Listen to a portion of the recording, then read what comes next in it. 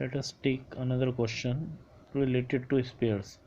Three identical spheres PQR of weight W are arranged on a smooth inclined surface as shown in the figure. Determine the angle alpha to prevent the arrangement from collapsing. What will happen?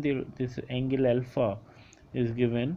So if this will come down, suppose alpha reduces, both this surface, this and this will come down, and the contact between these two spheres will be lost, and because of that this R will fall down. So this is what is the meaning of collapsing of this system. So it is interesting to notice that this is making an equilateral triangle if we'll join center to center of all three spheres. That is going to be quite useful in solving this problem. Let us understand the free body diagram of sphere R and sphere Q before proceeding further. So what is the FVD of this? So the reaction is coming because of P on R, because of Q on R, that is R1 and R2.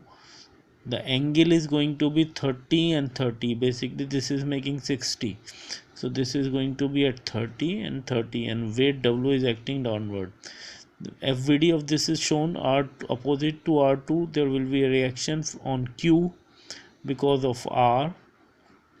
There will be R3, that is because of P on Q, but it is ultimately going to be 0 because at the time of collapsing, contact between P and Q is going to be there is going to be no contact, so there is not going to be reaction between P to Q or Q to P. So R3 will become 0 at the time of collapsing. RQ is the angle which is there, which is the reaction basically because of inclined surface and the sphere. The direction of reaction is going to be whatsoever is the angle of inclination from the horizontal will be the angle of reaction from the vertical. So if this is alpha, then the angle from the vertical of this will become alpha. So now we'll have two FVDs. Let us try to make the equation of equilibrium to solve it. So for the first one we have drawn it here again, and these are the angles we have shown. So if this is 30, this is 30, we can take this 60, this 60. We can write the equation R1 cos 60 minus R2 cos 60 is equal to 0. That indicates R1 is equal to R2. That is quite clear from the symmetry also, that R1 is going to be equal to R2. Another equation will be R1 cos 60 plus R2 cos 60. That is the vertical component of R1. It is going to be like this. Vertical component of R2 is going to be like this. Both are going to be upward and W is acting downward. So R2 sin 60 plus R2 R1 sin 60 plus R2 sin 60 minus W is equal to 0. We'll use these two equations to get R1 is equal to W by root 3. We'll make equation now for this sphere. If we'll make the equation for this sphere, the equations will be R2 sin 30 minus RQ sin alpha is equal to 0.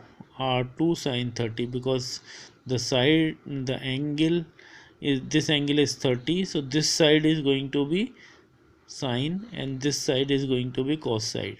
So sine is the horizontal side, that is what R2 sin 30 minus RQ sin alpha. Again this angle from vertical is alpha, so the horizontal side will be sine and vertical side is going to be cos side, and based on the directions we can decide if arrow is like this, so this direction is going to be negative. It is from here to here, so that's why we have taken it here as negative.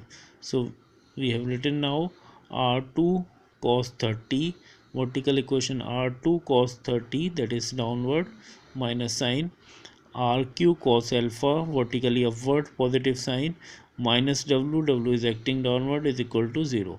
If we'll use these two equation, write the value of R2 from here, we'll pick up the value of R1 is equal to R2 from here, keep it here, divide these two equation, keeping sine and cos on one side, we can determine the value of tan alpha as 1 upon root 3.